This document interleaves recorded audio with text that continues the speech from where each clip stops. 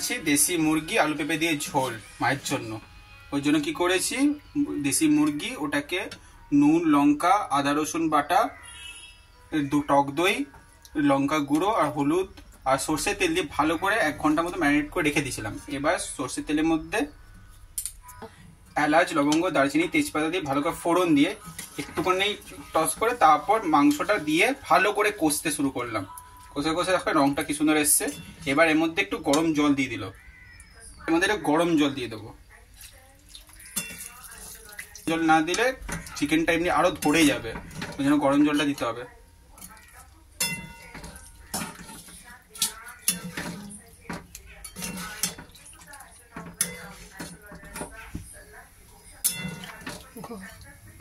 এবার মধ্যে একটু গরম মশলা দিয়ে দেবো। আমার চিকেন রেডি, এবার এটাকে নামিয়ে নেবো।